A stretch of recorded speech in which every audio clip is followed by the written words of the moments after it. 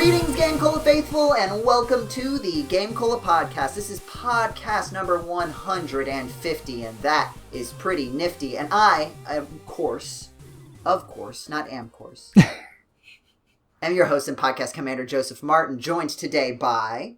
Alex the Jeddy Jedraszczak, your Jeditor-in-Chief. And a new person here with us today. I'm Blu Ryder. I write for GameCola now. That's neat.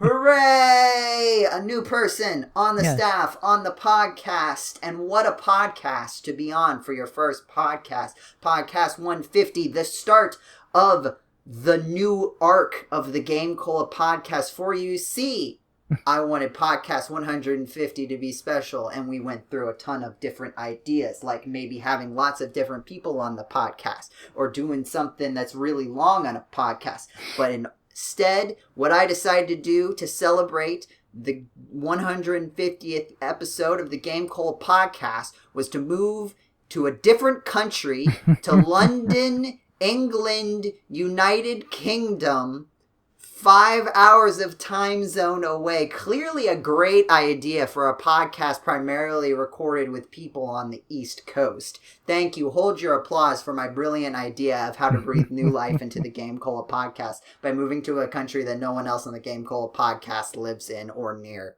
I mean, we used to have Matt Jonas and Stu Jip. That's a good point. How did Matt Jonas and Stu make all of those podcasts? Back in the day. Dedication.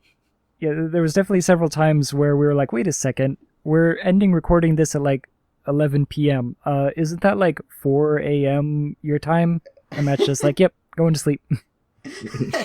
There was definitely one Ho-Ho Holiday podcast where we were talking and it was like really late our time too. And then we were like, Matt Jonas has not said a word out loud for like an hour. Yeah, but he's still playing the game. He was still playing. So also I'm currently in a temporary residence while I'm working out getting my permanent residence, and the audio, this is not a big room, but it is a tall room, and so it's going to sound a little echoey, and the microphone's probably going to sound weird because I got to keep it close to the computer with the fan and everything. So I'm sorry. It'll probably be better by the next time I am on a podcast that is recorded with me, Joseph Martin, on the podcast. But enough about the country, the United Kingdom, the sub-country England, and the city London. It's time to talk about video games, because video games are back, baby. They're back. And they're back with the hottest goss on the gaming news streets. You know, sometimes I just say words, don't I, huh? A little bit. Yeah. Steam Deck. The Nintendo Steamch. Yeah, that thing. Like, so, I mean, if you don't know what it is, like, I think the easiest way to pitch it, though, Steam, whoever owns Steam, is it Steam? Valve, that's who owns Steam. Yeah, the Valve Corporation. Probably don't want you to call it this, but it's basically the Valve Switch. It's a handheld gaming device, but it's designed more like a small-scale portable computer with a, Switch-like screen and interface, and it has been the talk of the town because it is sort of, an answer to the Switch. The Switch has been incredibly successful. It's still one of the top-selling systems, even now that the PS5 and Xbox, whatever acronym and title it has now, the fancy one, the new Xbox.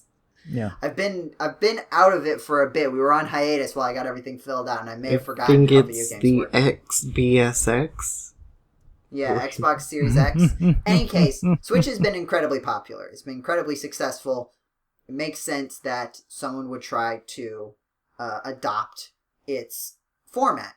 And so I wanted to open it up to the GameCola co-hosts here. What do you think? What are your impressions of the Steam Deck at this time? Right now, I don't really know. I only have heard, bits about it. I've heard... bits, because video games. Yes. Whoa! 8 bits. I've heard that it runs, Windows, I think. So in some ways it's going to be kind of better than the Switch, because it's just, completely a little handheld computer. So, you can, I don't know, emulate NES games on it or something, I assume. So Earthbound, you could play Earthbound on it. You could play Mother 3 on it. Fan translation. Sooner than you can on the Switch. Nintendo won't let you, so Valve is going to. Yeah, it's supposed to run most things that you could run on regular Steam on your computer, but I have heard conflicting arguments about what it can actually run. Right, well, there's definitely people talking about, like, you know, there's different levels of, like, on-board, like, hard drive space. Yeah. I've heard about that. Like, the size of games, especially PC games, has gotten incredibly inflated, and so, like, you know, are you basically going to have a separate SD card for every video game that you want to play, and stuff like, and, you know, and again, like, performance is another issue. Another thing that I've seen brought up is that, like, when it comes to Steam hardware, there have been a lot of, like, things where Steam has, like, come out with a thing and everyone's been like, this is going to be the next big thing. And then, can you even remember the names of those things that the Steam controller. I don't know what that was all about. Right, and so, like, that's the other thing. Like, you know, the pitch is... like, it's very easy to say, well, let's just make our own Nintendo Switch, and then see, oh, they're making a Nintendo Switch, and the Nintendo Switch is popular, so this is going to be popular. And again, I can't tell you necessarily, I don't know enough hardware or hardcore industry knowledge to be able to say, this is why there might be a potential issue when compared to the success of the Switch. But I think that, you know, it's a valid point that, like, Steam has not had the best success with their own brand of hardware in the past, and seeing how they manage that will be important, because they're going to have to do something different than whatever they've done before if this is going to actually work out. It seems weird to me because, like, the things that they do seem like they are a publicly traded company, that they're worried about shareholders and stuff. Like, this seems like the kind of move that, you know, some old millionaire who's trying to make money would be like, what's Nintendo doing right now? Do that. You know, it doesn't seem like a thing that a privately owned company normally just out of nowhere decides to do. Remember Fleets on Twitter? Which, no. Oh yeah, okay, what yes. Are, they're still there. Oh, no, they just removed them. Like, they're ending like now. Today? Like a couple of days ago, they announced that they're ending them. Oh yeah, no, I knew that. I'd still seen them because I feel like they're getting rid of them just as, like, people figured out that they could and how to, like, effectively use them. Like, now there are a couple people who use Fleets, and I, like, kind of enjoy them. And it's like immediately they're like, okay, now we're taking them away. And it's like, okay, cool. Don't use social media much. What are Fleets on Twitter? It's well, the problem is the only point of reference for Fleets on Twitter is other social media formats. Basically, yeah, basically, you know, tweets are just like little pieces of text, and you can attach a GIF or a video or a picture to them too. Fleets are like, they appear at the top, and, like, you click on them, and then they'll like show up like several images, and they like, it like cycles through them like after a set amount of time. Instead, is that like stories on? Yes. Yeah. Chat? It's basically an answer to that. Oh. Yeah, it's basically Snapchat stories. Now, there's like it's silly, kind of. Some people can make it work, but, like, anyone can make anything work, whether or not it's a good idea. Does that include Valve in the Steam Deck? I mean, yeah, Valve certainly could make it work. Will they?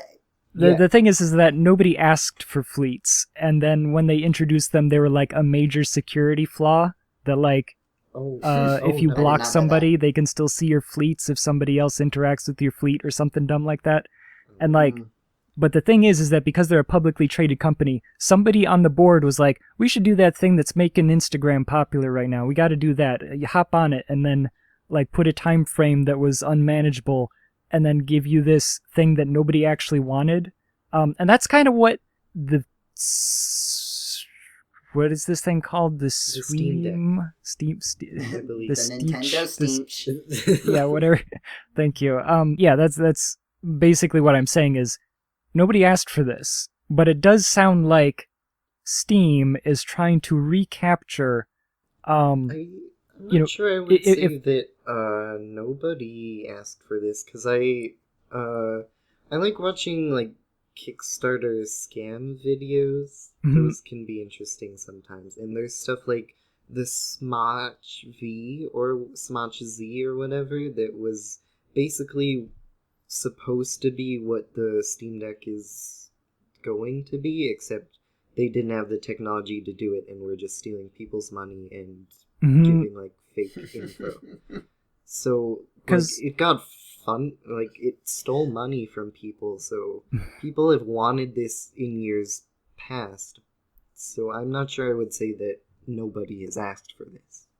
But that's a good point, and like I think like there are definitely people who are like, hey, I want like the hardware experience of the Nintendo Switch, like the portability combined with the like, you know, to a certain extent being able to put it on the TV easily too. But I feel like the way that the industry is sort of going now with that is like streamed remote play, basically. Like the PS5, I'm pretty sure, and I think the Xbox might be able to do this too, and some PC stuff too. Like you can like stream your game to like an iPad in your home and then play it remotely. Something like that, right? So like the idea is that, you know, your iPad doesn't have to be able to run Crysis. It just has to be able to stream, you know, 720 or 1080p video of Crysis. And then you press buttons and hopefully there's, you know, if it's just in your house, there's not going to be enough latency where that's going to be an issue, right? Yeah. And I feel like that's, but like this is like like everything is supposed to be running on this thing. And the pitch is going to have to be like, why should you get this instead of getting a Switch? Stadia. Oh, sorry. I was still thinking about, doesn't the Stadia do the, like, stream? The stream. Well, it's a little different, that one, because they're doing the processing on their servers over the internet. Oh, right. It's like that. Okay. Yeah. So but it's the same, like, that's the technology. That's the hot technology. You're right about that, Blue. Yeah. I think with Stadia, the issue, right, is that you're streaming that video across, like, a state or across a country. Yeah. And, like, the issues with that, like, I think it is getting better. I think early adopters are saying that, like, the technology is actually getting somewhere where it, like, can be manageable if you just have good internet. As opposed to at launch, when it might have been a good But, like, that's the hot new technology. And with the Steam Deck, right, I feel like it misses the point almost in that regard. Because, like the idea, I feel like the pitch here is that this is a handheld device that you can play better games than the Switch. Like, better as in, like, more, like, better quality. Like, in terms of, like, numbers, right? Like, higher quality video, imaging, processing, and all of that. But the kind of people who are really into that kind of experience are probably willing to sacrifice the portability, right? Because then if you're thinking about Switch versus Steam Deck, that's one thing, but you're bridging a gap between like Switch, Steam Deck, and a laptop, basically. Right.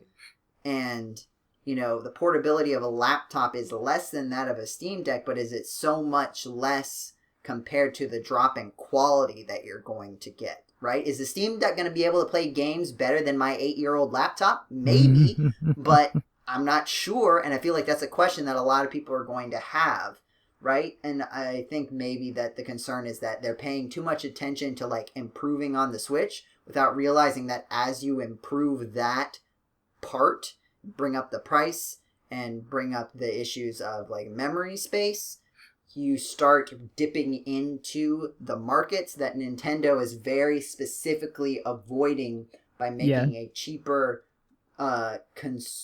family casual consumer focus rather than enthusiast focus, right? Steam is very popular among not just enthusiasts. There are plenty of people who I would not consider enthusiasts. Like, I think there's sort of like a spectrum, right? Like, I think you hear casual and real gamers, and I don't think that's, you know, that's not a healthy way to look at it. I think you could maybe split it up into, like, casual to enthusiast, and then most people are somewhere in between those two things, whereas, like, an enthusiast, right, is someone who's willing to, like, spend more money to get a specific experience, whereas somewhere in the middle, more towards casual, but not necessarily like a casual, again, trying to not get too much into that terminology, is maybe willing to sacrifice that. They just really want to get in on the ground floor and play the cool new Mario or something like that. And you're moving, as you move more towards the enthusiast things, the faults of the inherent things that the Switch is not able to do because of its platform are going to be more major sticking points as you move toward marketing to more of the enthusiast crowd. And I feel like that's going to be the core thing that Steam is going to have to deal with. Because again, Steam, I don't feel like is a household name outside of like gaming enthusiasts, right? Like, everyone I know knows it, so I cannot confirm for sure, but I assume that is the case. The way I would say it is that the difference is that the difference is that if you ask my mom, hey, you want to play the Nintendo Switch, she'll be like, yeah, sure. If you ask my mom, hey, you want to play the Steam Deck or whatever, she's going to be like, I have no clue what that is or what it does. Yeah. Right? Exactly. That's basically a funnier version of what I was going to say. But even expanding more beyond that, like, people know Nintendo even if they've never played video games. Like, the subset of people who've never played video games who know Nintendo is much greater than the people who have never played video games and know what Steam is, right? So you're basically marketing to people who already know about video games. Whereas, like, Nintendo's biggest successes have been with markets who don't really know much about the industry, right? They know about the popular titles, and then, like, they can get onboarded with your Marios and your Zeldas, and then that can, easily blossom into a greater understanding and appreciation of the gaming industry and indie games and stuff as a whole. But the Steam Deck isn't going to appeal to anyone who doesn't already like video games and already have preconceived notions about what good video games are and what the standards of video game quality are and how to, like, make comparisons like that. Right. Like, if you start with the Nintendo Switch, like, the Nintendo Switch is, like, vastly underpowered compared to, like, everything else out on the market. But if you're new to video games in this sense with the Nintendo Switch, or you haven't been in since the Wii or since long before the Wii, that's not going to matter to you because it's still an improvement of where you've been. Yeah. And that brings me to where compare what I hear is that the Steam Deck is going to have an upgraded version, whereas the Nintendo Switch's long-awaited upgrade is, for now, just an OLED screen upgrade, and so there's an interesting, like, flip on that whole, here's an improvement of where you've been, and here's the bigger thing, when... Yeah. Now, there is, from what I hear, I don't know if this is true, that there is going to be, like, the Steam Deck Pro or whatever. And that's sort of a weird wrinkle in the whole thing.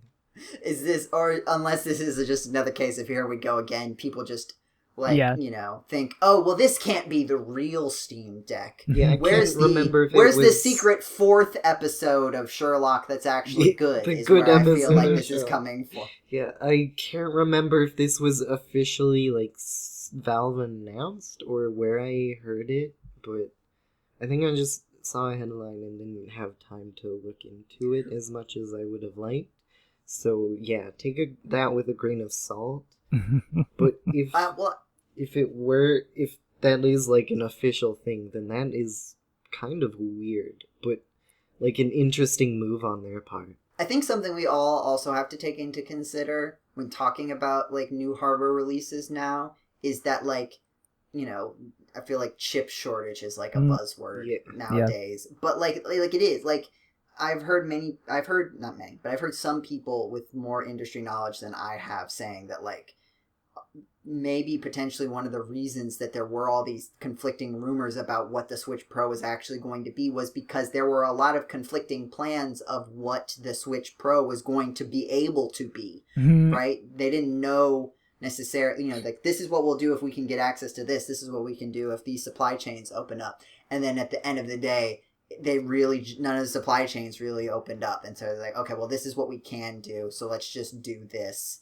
And maybe they finally got final word on saying, all right, you're not going to be able to get like the stuff that you need to make the Switch Pro that you want to make for like a year or two, so let's just do the OLED screen and just move on and come back to this idea later. Yeah. And quite frankly, enough hype has now that the OLED has come out, it kind of gives them even though it's like not what people really wanted at all, it gives them enough time in the meantime to like actually develop the good Switch Pro, so that when it comes back later, if they do decide to come back, I'm not going to say I'm making a prediction that there's a secret 4th episode of Switch Pro that's actually good. But I'm saying if they wanted to go down that route, now they're not going to have people like hyping it up, right? Like it's going to be like just quiet. People aren't going to be clamoring for the real Switch Pro. They're going to think that this is all we're getting. And then in a year or two, they can bring it out and suddenly be like, oh yeah, the Switch Pro, I was excited about that. And then pull in that hype without the expectation, because now here's just what it is. That may be their strategy. I don't know. That's just a thought that I've had, and random thoughts that I have are clearly on par with the business decisions of major national industries. But I feel like that's a good amount of talking about video game consoles. I feel like we've said most of what we're going to say about those things. So I believe it is time to very smoothly segue into a new topic about video games, and pick this up whenever you're ready, Jeddy. Just, oh yeah, that the ball to you right here. The videos game. I've been playing some videos game lately. Actually, okay, so I can do a good segue into this. Okay, hey, speaking of the Switch. What is this thing? Steam Deck. That was so smooth. When did we stop talking about the Steam Deck? Yeah, whatever that thing's called. So there's a couple of things. Is that number one, I recently played on the Switch, Tales from Borderlands, which is not. It's a Borderlands game, but it's not an FPS. It is it's an adventure game by Telltale, and. Oh, this is an old video game. Yeah, this one I think was Ghost. Yeah, it's several years old. But it was fun. I enjoyed it, and so what I can say is I think this is part of what Steam Deck. This is a bad name. I cannot for the life of me remember the name of this thing, even though I just said it. So yeah, the thing is. That moment that is a bad name. It is. Ah, man. That was. But the point is, so I bought Tales from Borderlands on the Switch, but I could have bought it on Steam, right? Now imagine if I could have all the benefits of playing it on the Switch, which is that I can play it on my TV, I can play it on the go, I could play it at the store or whatever. I could go to my friend's house and play it. I can carry it with me. That they could recap. Go to your friend's house and play a single player adventure game. Yeah. But that I could. I want to play this. Leave me alone. Yeah, at my friend's house. Yeah, but that they could, in theory, recapture the income that they lost by me giving it to Nintendo by having it on the Switch. Or, for example, Borderlands 2 is available on the Switch, but I already own it. But I could, in theory, play it, the copy that I already have, on my Steam Deck, if I had one. And so that's the segue into the thing, is that Tales from Borderlands was a lot of fun. It got me back to thinking about Borderlands again, so now I've been replaying Borderlands 2, which I played back when it came out, but now I get to catch up on all the DLC and stuff that I missed. So that's going to be fun. But part of what gets me is I don't like to replay games anymore. Like, especially new games. Like, it's one thing if it's a game that I last played in like 2004 and I'm like, oh yeah, this, NES classic that I last played 15 years ago. Let me just go ahead and play it again. But if it's something like, Borderlands, it's kind of like, well, why? Why would I play this old game over just getting any other new game that's going to be, in theory, better? But Borderlands 2 is actually like a really good game, just in general. It gets a lot of things right that I want out of a videos game. Can I just add a little bit of context here for people who may not remember back in the day when Jeddy didn't play video games? When Borderlands 2 came out, and Jeddy said he played this video game that had just come out and was new at the time that he was playing it. It blew our minds. Jeddy does not do that at that time in history. If you time travel to that point in history and say, hey, Jeddy, do you want to play this new video game? Jeddy's going to say no, unless it's Borderlands 2, then yes. Now Jeddy plays all the hot new games on his Nintendo Switch. But back then, like this, so this is like Jeddy's jam. Right? And I guess that's kind of the thing, is that like I'm getting back to it and realizing again, like, oh yeah, they have a lot of good things going on. Like it's a big thing for me. I've kind of come to dislike JRPGs, even though JRPGs were originally like my big deal, is that, oh yeah, I love Final Fantasy or whatever. Or whatever, says Jeddy, as he is currently in the process of making his own JRPG. Well, and that's the thing, is that I don't really care. Like, I'm looking back and I'm like, oh yeah, Lufia or whatever. It's a bad game. Remember, I tried to play Arcana? Yes, I remember. I was there. You were there, yeah. And I picked it up once and then was like, yeah, never again. That there's a point where, like, it's just grinding so that you can get the great plot of, like, oh no, there's a bad guy, we have to defeat them. Like, and that's it. Or, like, now, and that's what I hate, is, like, I tried to go back and play, was it on the Switch, they re-released, like, Final Fantasy 8 and 9, whatever, and, like, I spent a couple minutes trying to play them. It's like, if you have to put a fast forward button and like a auto kill button, like there's just like a beat the boss button that you... Oh, there was even like I call it an indie game. It was just some game. It was like, oh, you get to run like a restaurant in like a JRPG, and the thing is that like you're supposed to go and collect like, items so that you can cook the food in the restaurant. But literally, it has... Is this Little Dragon's Cafe, or is this like an older game? No, it's a newer game. Like, it's newer than Little Dragon Cafe, which is also a nightmare.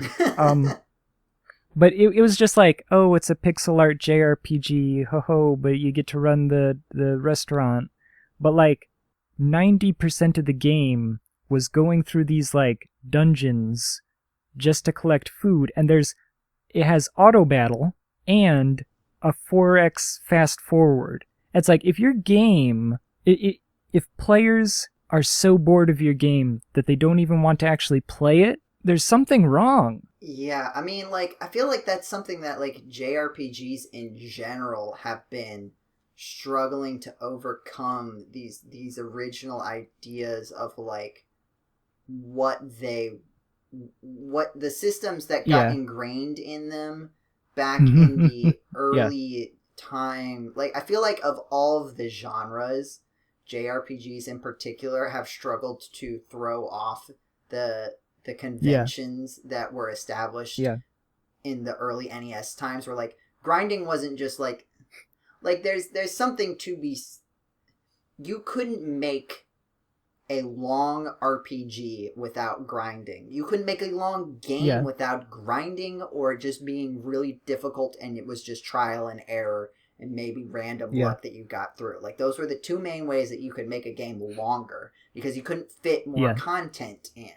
But now that's not the issue. But so much of the core understanding of what people are expecting when they come and play a JRPG or something similar, turn-based battle RPG, if you want to like be a little bit more broad, is like this idea of experience and grinding. And I feel like there have been solutions to these problems presented, but they don't always like stick, right? Especially because a lot of these RPG series are like continuous series that are like, those are the games that have like 9s and 10s and 11s and 12s. Whereas most other genres, like, even if, like, there's Super Mario, right? But, like, it's arguable whether it, like, everything that starts with the word Super Mario is part of, like, the same series, right? Like, is 2D Mario really the same thing as 3D Mario? There's crossover, but is it, like, the same series? You know, Super Mario Bros. 1 and Super Mario Odyssey, like, Super Mario Bros. 20? Like, I don't think most people would think of it like that. But with a lot of JRPGs, that is basically what happens.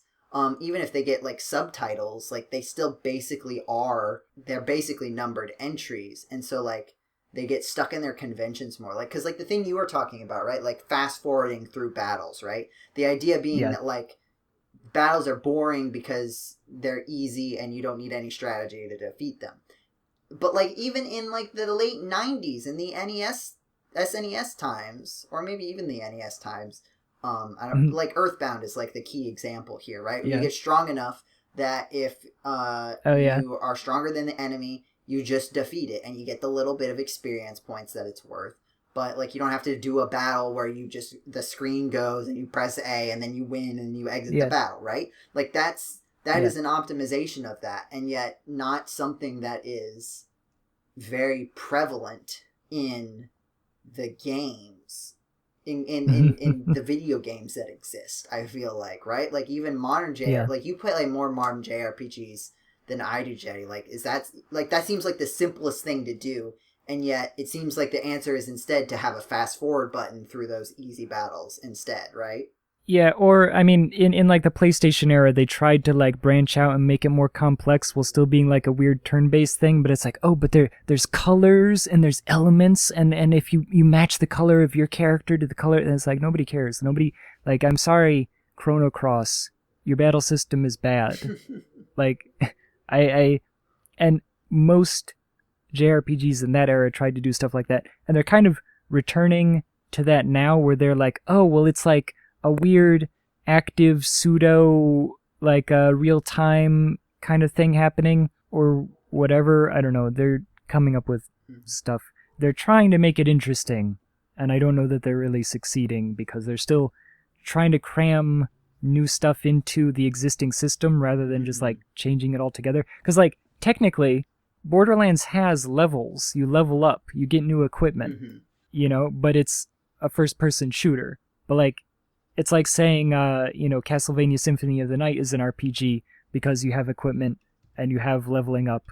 And I guess, I mean, back then, that's sort of the deal. Back then, you're sort of talking about the era of RPG elements, where every game had some sort of, like, experience RPG elements, incremental thing, and sometimes that could go really well, but a lot of the times, too, that was like, oh, my gun does 2% more damage, and does that even mean that an enemy takes, right? Because, like, the actual thing is, like, does it take 5 seconds or 6 seconds? And it was, now instead of 6, it takes, like, 5.8 seconds. It's like, okay, well, this means nothing to me. So, like, there's caveats there, too, but that's definitely more of, like, the Western approach for a lot of, like, Western AAA games. Were using RPG elements like that. Borderlands, I think, did it well, from what I hear. Yeah, I feel like it's perhaps my least favorite part of the game is that, like, okay, you're literally constantly getting weapons, and the weapons will be like, oh, well, this one has, a slightly faster reload time, but it does less damage, but it's, like, slightly less, but it also has, a percent chance, damage over time elemental effect, and it's like, but then am I actually going to be fighting some robots to use my corrosive damage over time, or should I equip the one that has fires, because I'm going to be, like, just, and that's why I like tiny numbers, right? If you were doing 3 damage and now you're doing 4, that's 25% more. But if you're doing, like, 10,000 damage a hit, and now you're doing 12,500, or like, oh, well, I'm doing 10,000, but now I'm also adding an additional 50 damage 3 times per second at a 3% chance. Like, There's too much going on. Mm. But the thing that I do like about Borderlands, so like that's the part that I don't like about Borderlands, is the weird, stupid damage numbers in all the weapons, which I think is like a back of the box selling point, is that they're like, oh yeah, there's like a million different weapons. Mm-hmm. But the thing that gets me is that the exploration, right? You've got all these levels, you're running around, but like after you do the battle, if you go and like check every corner, you'll find out like, oh, if I jump up on this box and jump on that box and then like run over here and dive down and then climb a ladder, there's a secret room full of rare weapons in here. Like Hyper Light Drifter, going on to a completely different game.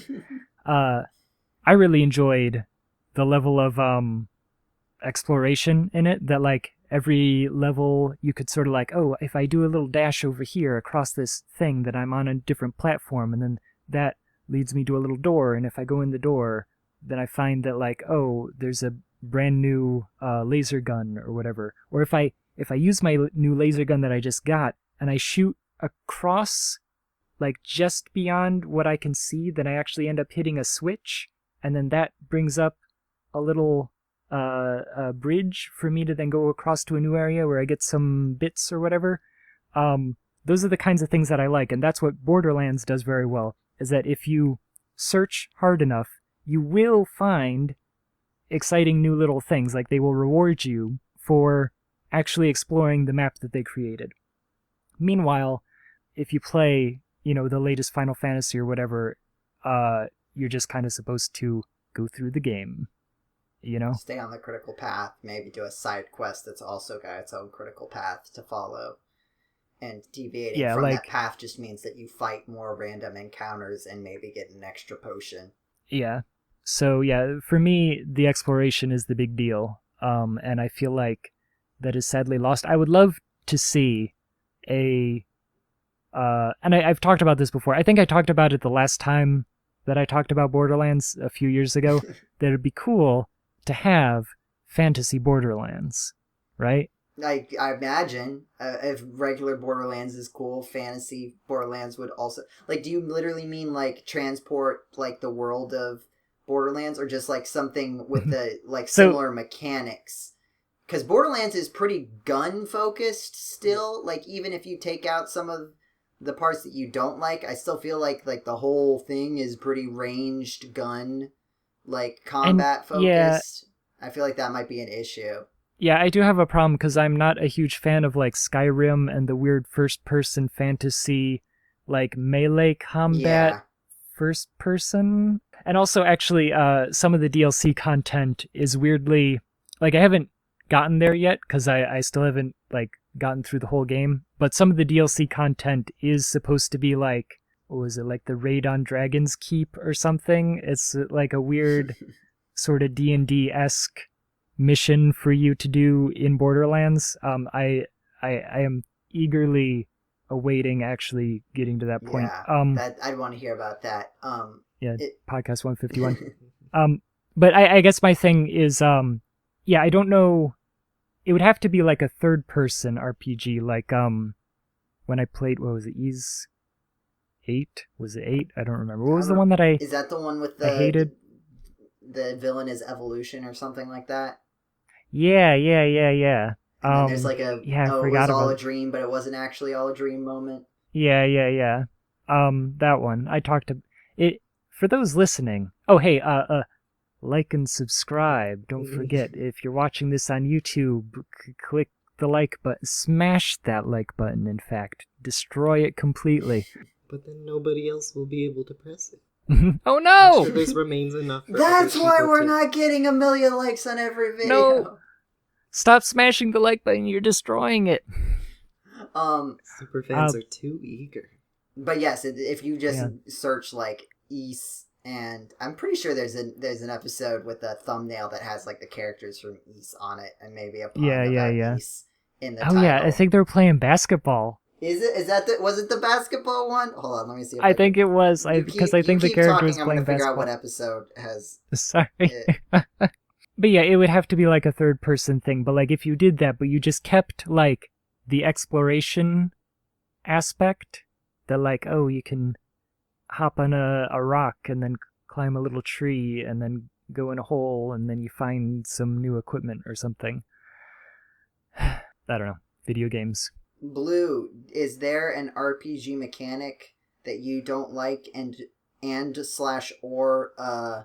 there was a solution to it presented at some point in another RPG-ish game? Yes, Jeddy, you were right. It is the episode Real Basketball the episode Real Basketball Cosplay, episode 137 of the GameCola Podcast. There is a picture of the main protagonist of Ease something at the Disney basketball court. Yeah. In basketball. Anyway, sorry to segue from that. Hopefully I gave you enough time to think of an answer to that question, Blue. Off the top of my head, I can't really think of anything except, like, the reverse happening.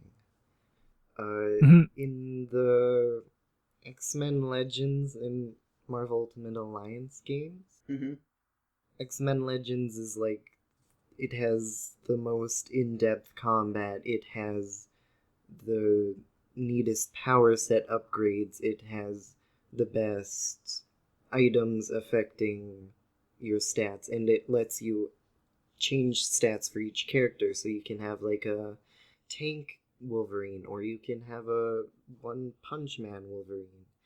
And then they removed that from the later games, and I'm like, why? You improved like everything else, but made the combat worse, and the combat is like the core of the gameplay, and it's just a bit of a mess. If Marvel Ultimate Alliance was more like X-Men Legends, then it would be like it would be like the perfect superhero for me, at least. For some reason, I heard that as Mega Man Legends. I was like, what is the connection? X-Men. If Marvel Alliance was actually Mega Man Legends, I know that I would be much more likely to play it. I don't doubt that at all. I would still need to play the first Mega Man Legends game. I just want to know if Capcom's gonna make I know the moment I find some way to purchase, I purchase it on like PS3 store or something. The moment I do that, they're gonna release a collection that I could play on the Nintendo Switch. And I want to play the Legends series. I got through 0 and ZX, and that was a great experience. I guess I still need to play X5 through 8. But I'm not as excited about that because I've heard that most people do not like those ones as much. Which I've mentioned before on the podcast. But anyway, that's your daily dose of Mega Man. I know you guys have been missing it with the podcast on hiatus. So there's a little bit of Mega Man for you. The JRPG series I think about a lot is probably unsurprisingly Pokemon. Which is like, it is a JRPG, right? And like, yeah. But it's like its own subgenre that plenty of people have tried to like work out, and very few people have been able to like make it work, and pretty much all the people who have just made Pokemon fan games and ROM hacks.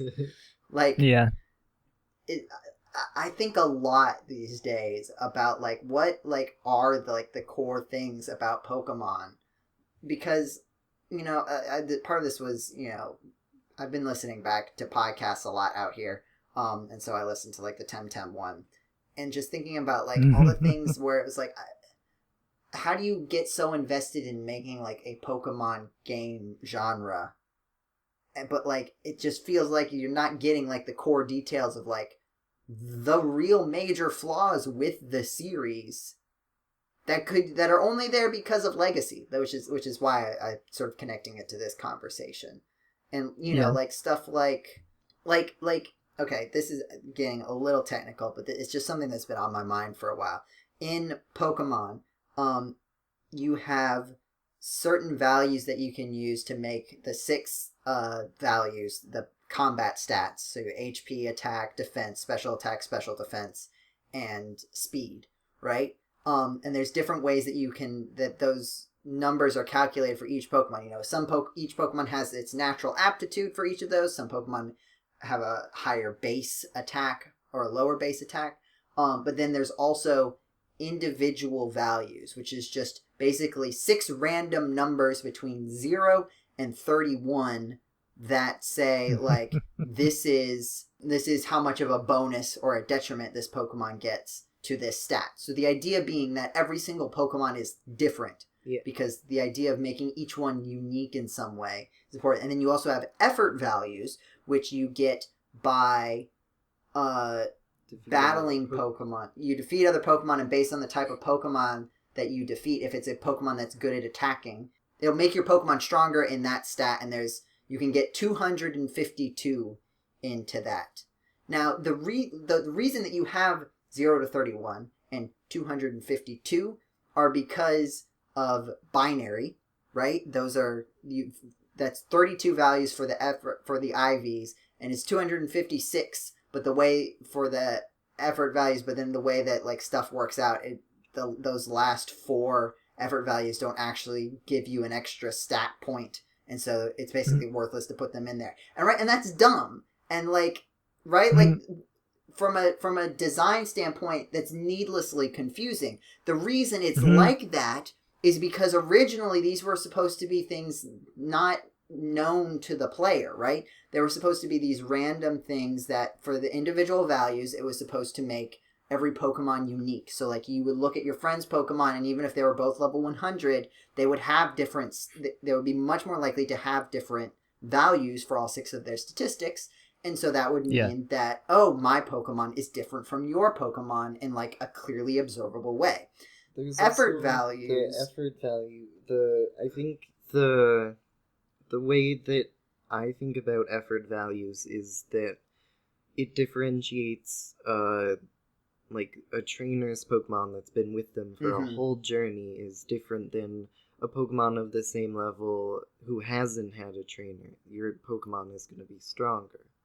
So I actually like effort values for that reason. Right. No, and it serves a good purpose in that respect, right? It, again, when it's secret, right? The purpose is to give you a secret buff, right? So you're stronger than the other Pokemon and the other trainers, because most other trainers don't have effort values programmed into their Pokemon either, unless you're playing a ROM hack. So you're stronger than wild Pokemon, you're stronger than other trainers, and it encourages you subtly to stick with Pokemon that you've had on your team for a while, instead of just switching out a whole bunch, which back when, like, the MO was, like, making people have, like, these, you know, emotional attachment to certain Pokemon on their team, like, that was a key aspect of it. So, like, right, so a Pokemon that you have been using is going to be better than a brand new Pokemon that you catch, because it's going to have effort values already put in. So, like, the fact that there's all this weird stuff behind the scenes and the numbers are, like, 32 and 252 instead of 256, like, that doesn't matter if it's all secret. But now, with competitive Pokemon existing and people paying attention to those values, and now we're building in those values into the main mechanics of the game in an overt way, with different ways to get effort values and ways to judge what your individual values are, it's weirdly confusing and complex. And it seems like every single thing that works and tries to edit the Pokemon formula is like, you know what? Let's take this already super complex thing and make it even more complex. And it's like, no! It's that way because of a legacy and backwards compatibility. But if you're making a brand new thing, you can get rid of the bad thing. That's what this whole 10-minute thing has been building up to, so you can understand my frustration and how it relates to this. Yeah. There's so much, especially in the RPG space, where it's like you can go, you don't have, if you're inspired by this other series, great. But you don't have to do all of those things. A lot of those things are just there because they need to maintain some sort of continuity between their series, and having this mechanical continuity is good. But you don't need it. So many of these things are bad. Nobody likes random encounters anymore. There's so many other systems.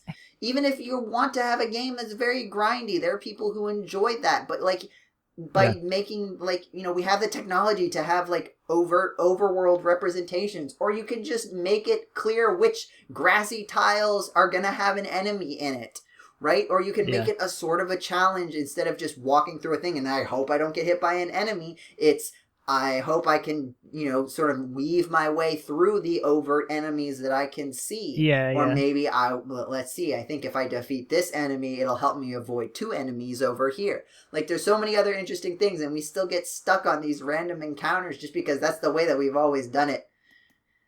And it's frustrating. I haven't talked about video games in a long time, and I have a lot to say. I don't know if you guys can tell that I've been thinking about video games and not being able to talk to people about them on a podcast that goes out on the internet. I think the tea kettle has blown out that particular shot of steam, and I've calmed down, so we can move on to a new thing. Good, we could be therapeutic for you. Jeddy or Blue, did you have a new thing, or do you want to sort of move on to either the last topic that I have, or maybe just wrapping up with games we've been playing? Hold on, what was I going to say? I was going to make a joke about they don't have video games in London, which is why you, you have to say it on a podcast because they don't have video games there. To somebody you meet on, like any of the friends you're going to make there, and they're just like, what's a video game?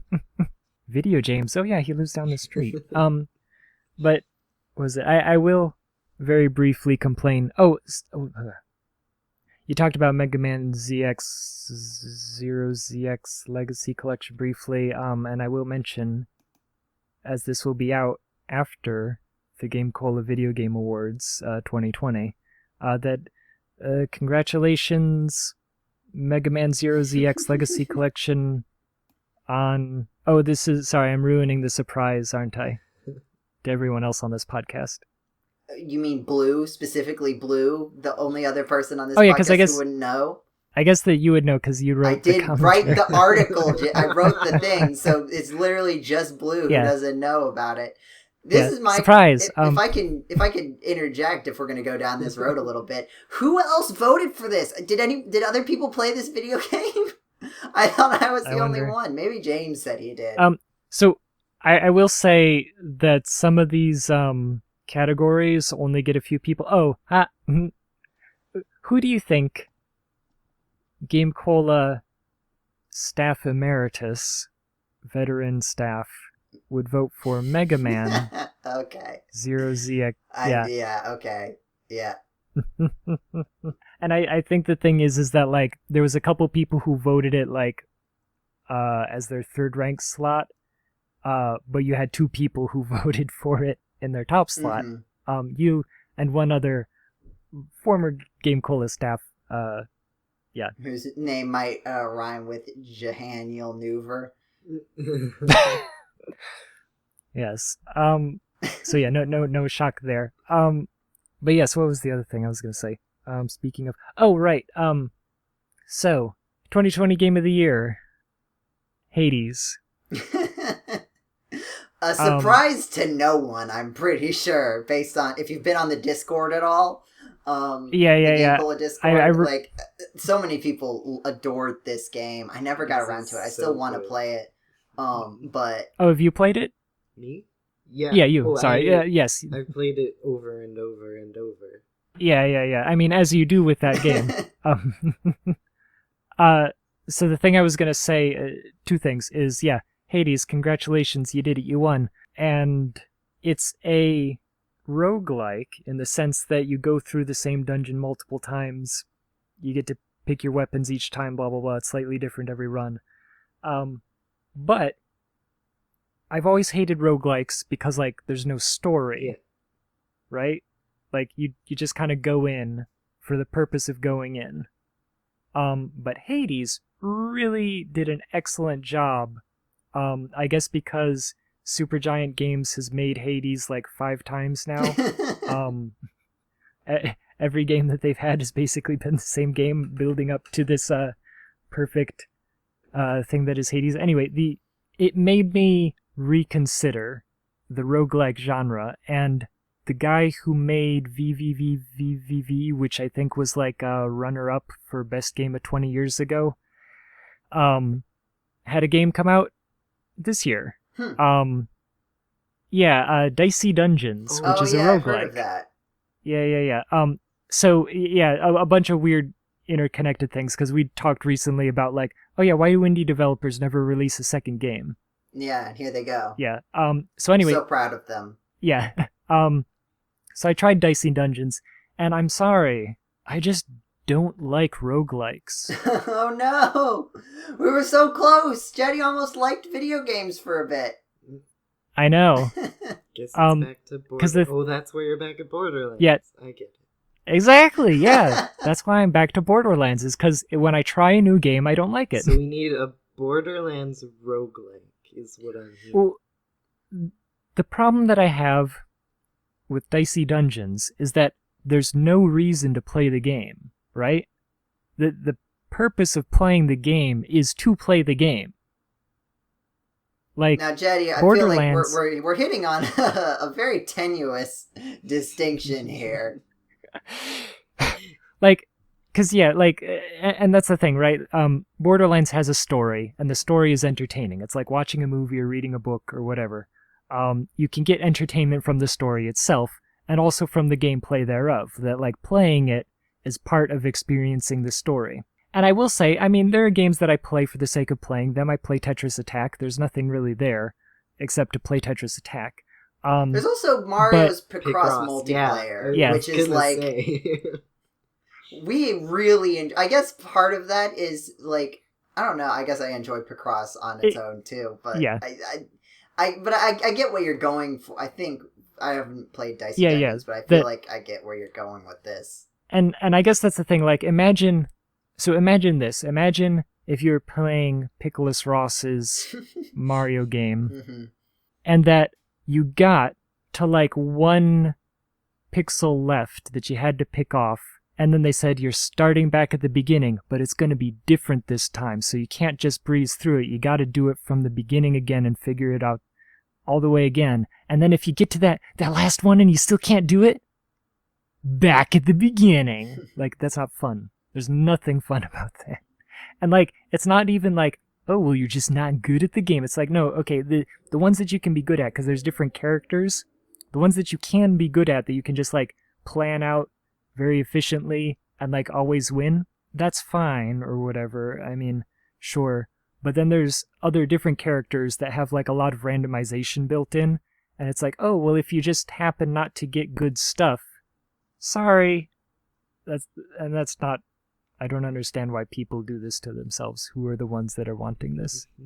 It's I mean, I guess it's a specific thing, right? Like, I think, like, with people who really like roguelikes, I think the thing that they sort of highlight is, the game that they like just playing the game itself is fun, succeeding or not succeeding, right? So like getting sent back to the beginning isn't bad, because it would be like the fail state and the win state in that case are the same because they keep playing the video game. So so they have to enjoy the beginning as much as actually getting into it. Whereas if you don't like the beginning of a roguelike, then you're not gonna have a fun time, because that's where you're gonna be spending most of your time. Even if it develops into an interesting thing. And then, some people like the stakes of it. I guess this is sort of segueing into video games we've been playing in recent times, because this is really the only thing I could have to talk about it there, which is good because we're about that time in the podcast by now anyway. But like, so I think I've mentioned this before, but are you familiar with the concept of a Nuzlocke, Jeddy? Have I explained it to you enough times that it's registered in your brain? You also just talked about it in the Discord channel. Again, for a quick refresher for those unfamiliar with this very specific fan-made term, a Nuzlocke, the history of the name is not worth getting into, but you play Pokemon, but the rules are that if a Pokemon faints, you can't use it anymore. You can only catch the first Pokemon that you encounter in a specific named area, usually like a route or a city name sometimes if that's available. And then there's other rules that you can use to like make it harder, like not letting yourself over level like the bosses the main bosses as you go through the game. So you can't have a higher level than whatever you're fighting. And like all your Pokemon so you get an emotional attachment to them, so when they die it hurts more. Mm-hmm. But so like that basically turns Pokemon into a roguelike, right? Like this really big roguelike. That's like, because like most roguelites, like starting and finishing, right? Like most of the time you're playing them over and over and over and over again, right? But like you imagine the run where you win, it's usually like an hour or two, maybe. Maybe a lot of the time even shorter than that. But with this is like a roguelike where it's hours that you're spending.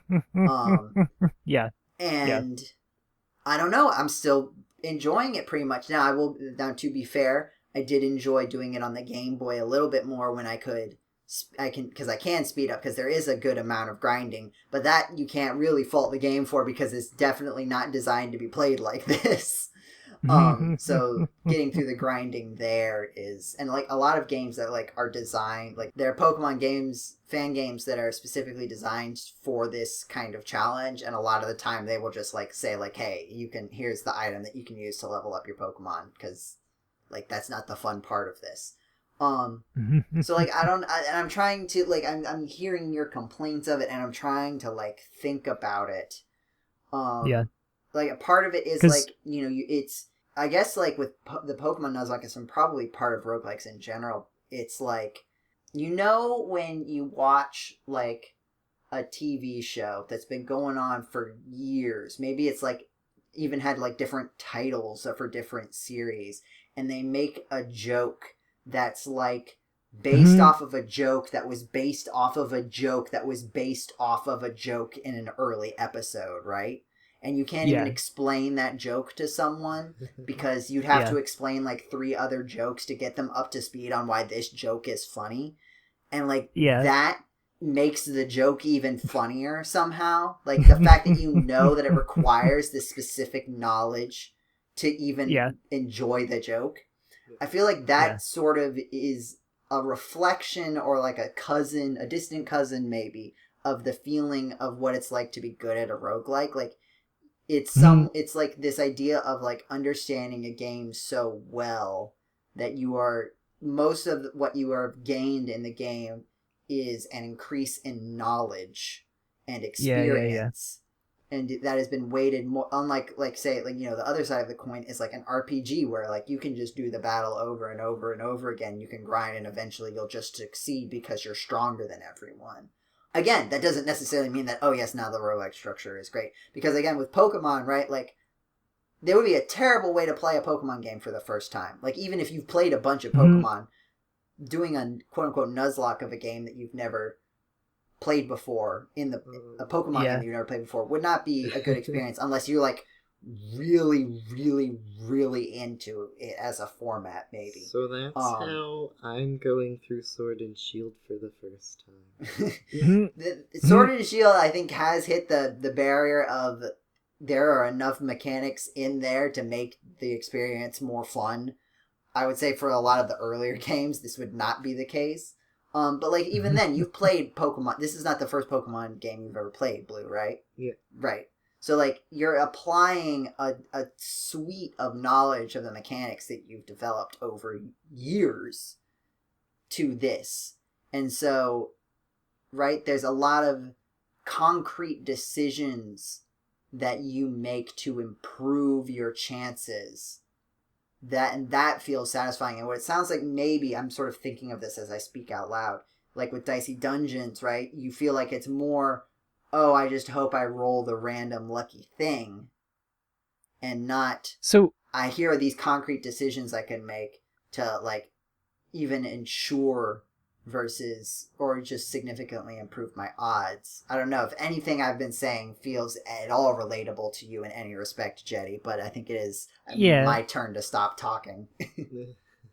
Oh, well, there's different characters, and I think the thing is that I'm at the end of, like, the introductions of all the characters, and so, like, there's the warrior who just has, like, a special skill that lets you do more damage or whatever, and then there's the thief who's a little more difficult, like, they're a little more tricky to play, just like the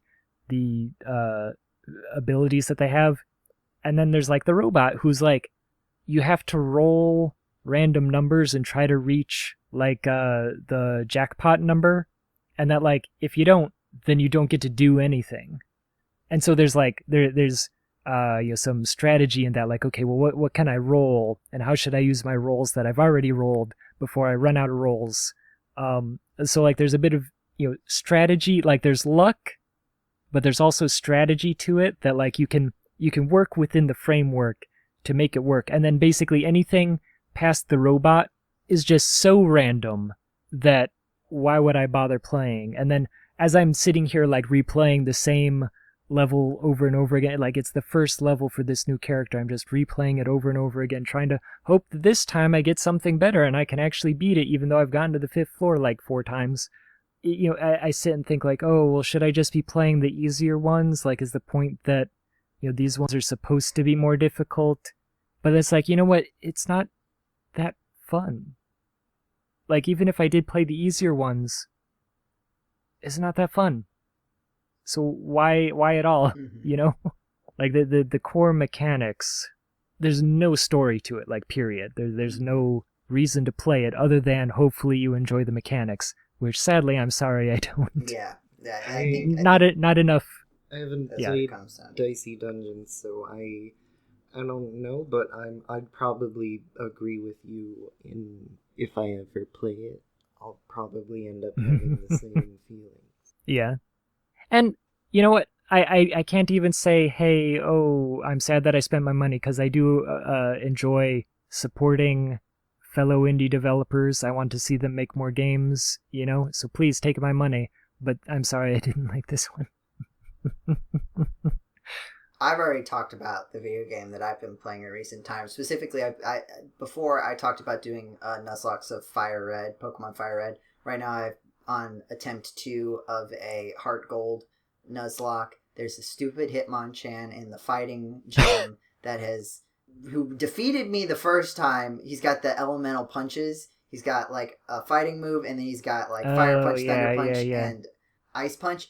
And when I was like, all right, I'm ready for him this time. And I had a max attack Crobat, which is like way stronger than all other Pokemon in this. It's a 3rd evolution. There's like no other 3rd evolutions you can get at the level cap at that point. Yeah. Because it evolves into Golbat and then it evolves through friendship. So like, and that basically, if you get a Zubat at the beginning of the game, it'll have enough friendship to evolve just the next level. So it's way stronger than everything else. It's got max attack, so it's doing, and like good attack IVs. It had like I don't know if it had max attack, but it had good attack IVs, and it had a nature, which is just another thing that made its attack stronger. And it still didn't one-shot this stupid Hitmonchan, who then got a critical hit, freeze, Ice Punch. No. And then when I tried to switch it out, I accidentally misclicked and it ended up in, and then it fainted. And I still got through that point in the gym, but I'm very frustrated. And it's also like I can't speed up as much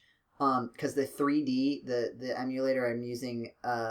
Desmue or Desmue, I forget. Yeah, Desmue, whatever you want to call it.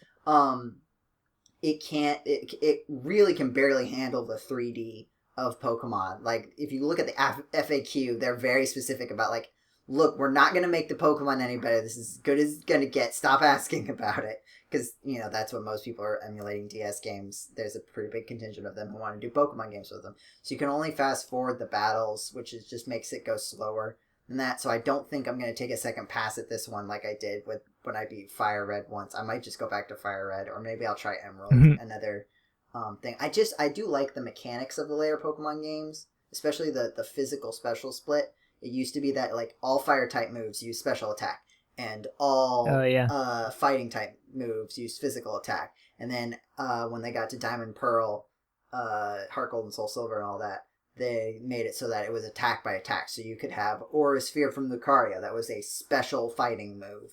And you could have, Icicle Crash, which is a physical ice type move. And it just, like, makes things more interesting because you can have Pokemon that of certain types that are better in certain aspects than others.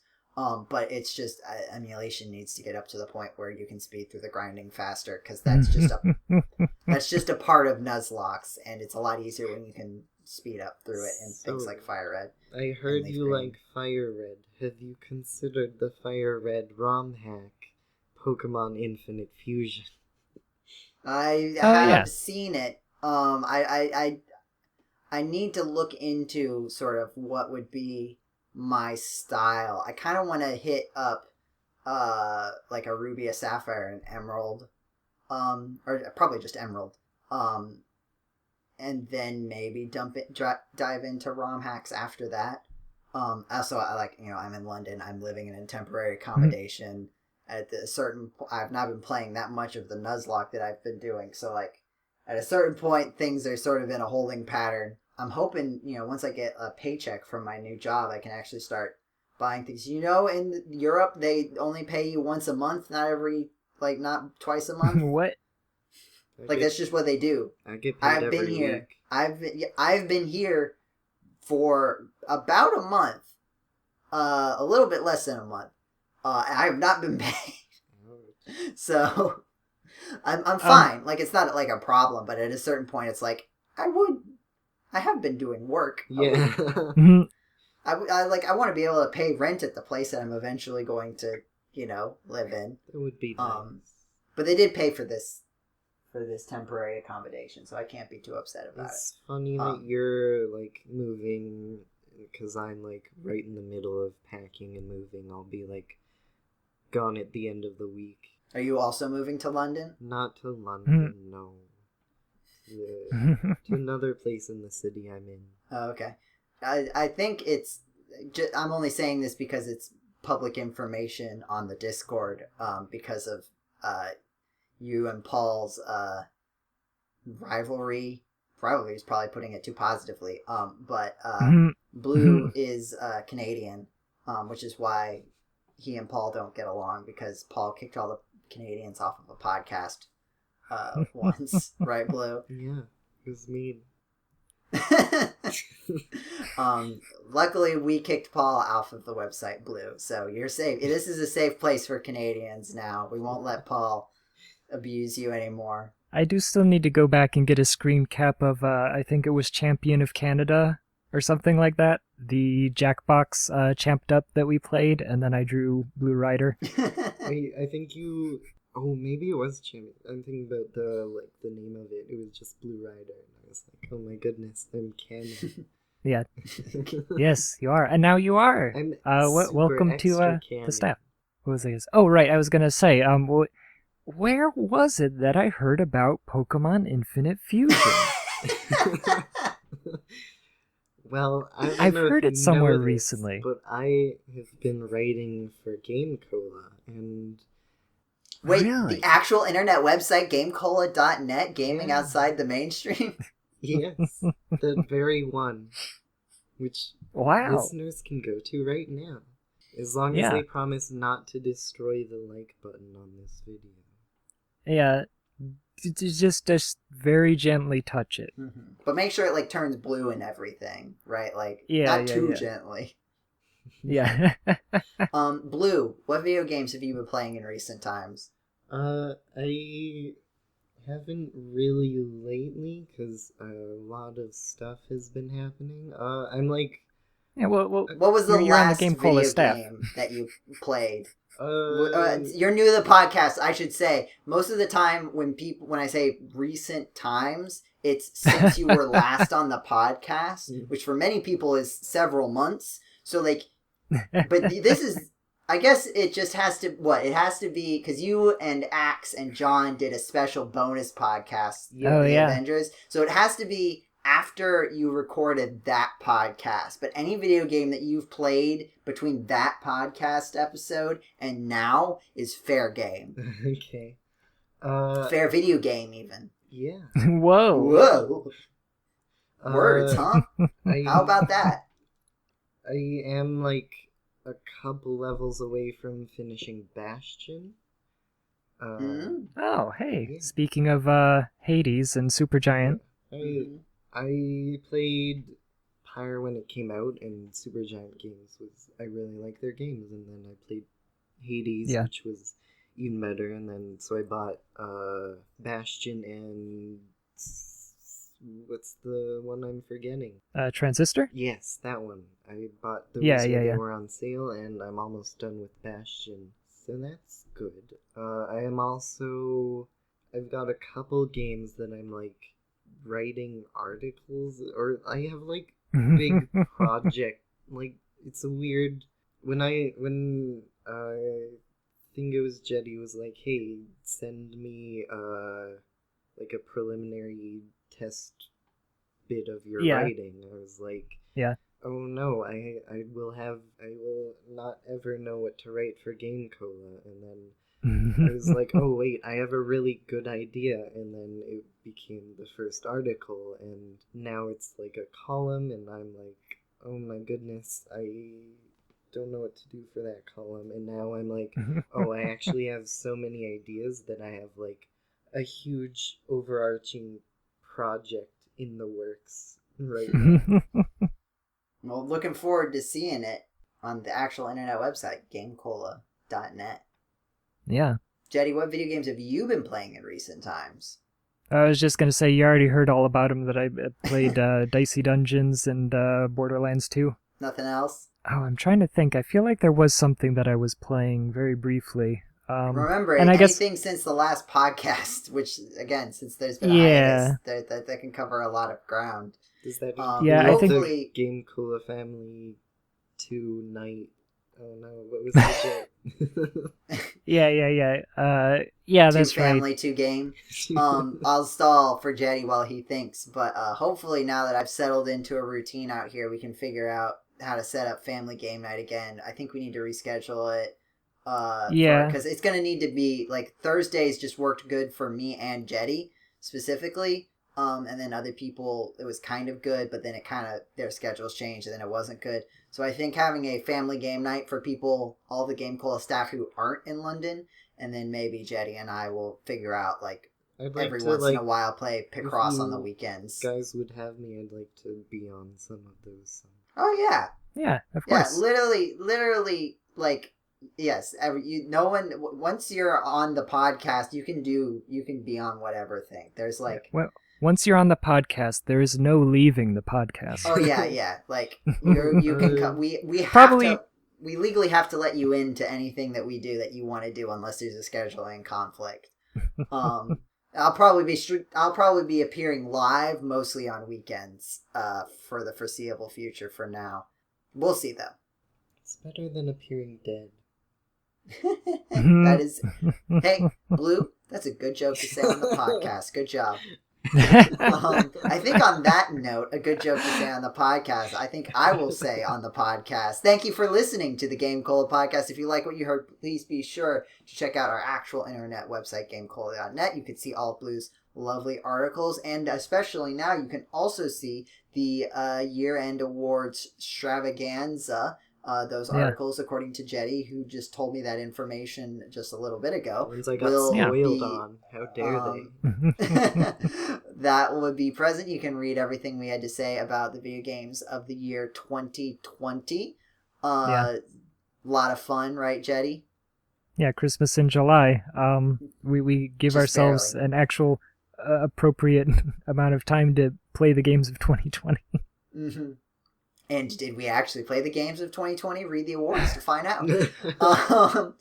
Of course, also be sure to check out our internet YouTube channel, GCDotNet, the letter G, the letter C, the word dot, the word net. Hopefully we'll be bringing streams back there now that we can sort of get organized again. So look forward for Family Game Night or Saturday Picross with Jeddy and Joseph. Yeah. That'll probably come back. That'll probably be the first thing that I come back to. You got our Facebook, you got our Twitter.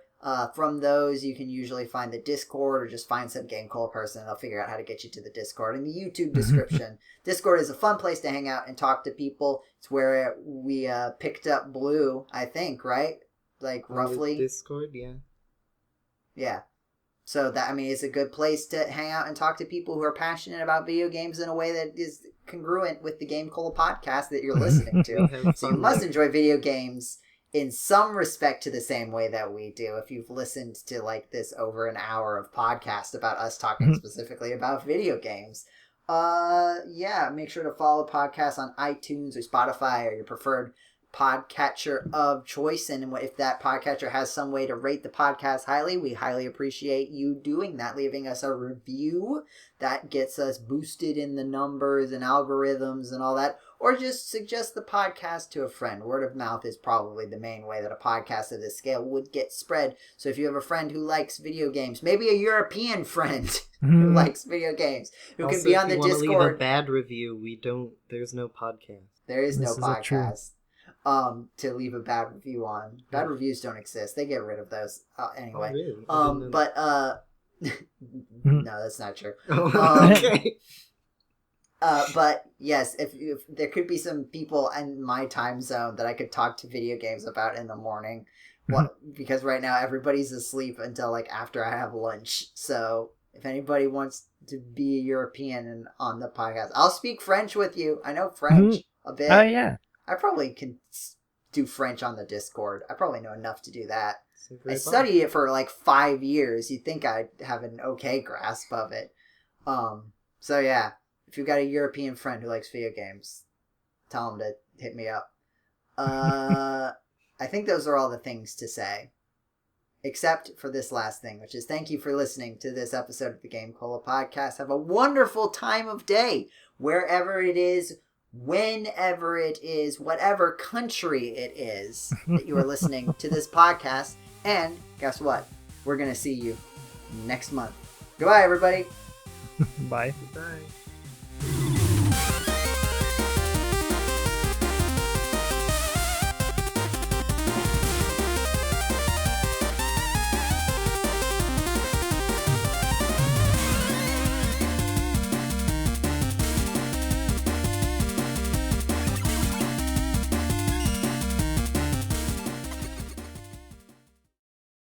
Sorry, my neighbors are driving by again. I'm not sure how long this, if they're going to do some sick donuts in the parking lot. Now they're just sitting there. Well, oh, there they go. I've been thankful that the ambulance that comes by every 15 minutes hasn't come by yet, but I'm probably jinxing it by saying that.